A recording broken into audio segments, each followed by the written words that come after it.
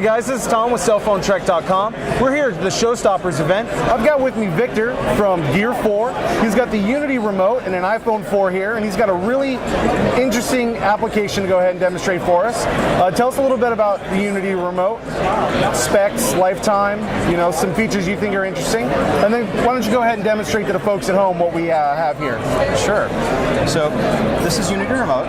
Unity Remote uses Bluetooth from the phone, so I don't have to worry about home networking setup. Don't have to worry about Wi-Fi passwords. It's very easy to just pair these two devices. And it sends out infrared in 360 degrees all the way around it, so it controls all of my home entertainment devices wherever they are on the road. It runs off batteries, which means I don't have to worry for an outlet. I can just place it anywhere in the room, regardless of where power is, and it just works. So what I've got here is a unified action, or Unity as we call it, where what I've done is bring together two different devices. I've got my DVD player and my volume controls here. And so what that allows me to do is I can go ahead and control the volume. I can go ahead and skip forward. And now I'm on a photo slideshow, and I can keep skipping forward.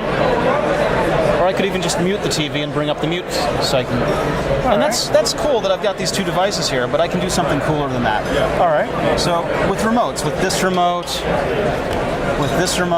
DVD player, you have to look down to see what you're pressing. When you've got 60 buttons, it's really hard to know what each one does and if you've missed one. Exactly. And you don't want to do that because your goal is to keep your eyes on what's going on the screen, right? So what I've got here is something that I call gestures, where I can just tap on the screen of this without having to look down at it. And I can go ahead and swipe up, and it's adjusting the volume way up. All right. And I can swipe down, and it brings it back down. And if I want to rewind, I can just go ahead and go back to the beginning by swiping to the left. So I don't have to look at the remote anymore. And I think that's kind of a huge advantage. It definitely really is, because like you were saying, it is important to stare at the screen. Plus, with the buttons very tiny, it's dark. You have the lights off. All you need to know is which direction you're going. The only problem I see is, what if you accidentally drop your phone, turn it around, you try to pause it, and it goes up and down. You're like, wait a minute, what's going on? Well, it's really easy to know which way is up because we got that home button there. Exactly. But, the beauty of this thing is gestures, and there's nothing to lose. This thing's always in your room. It's not going to fall behind the couch cushions. You don't have to worry about it. So when you're talking about an infrared interface, let's say I have a system in my living room and a system in my bedroom. Now, are all the infrared tags stored inside the phone itself? Well, like, let's say I've got my television in the living room, television in the bedroom. This thing is so portable, I can have it on my coffee table or have it on my nightstand to control both televisions. How does my phone know the difference between the two televisions? Well, you can do that.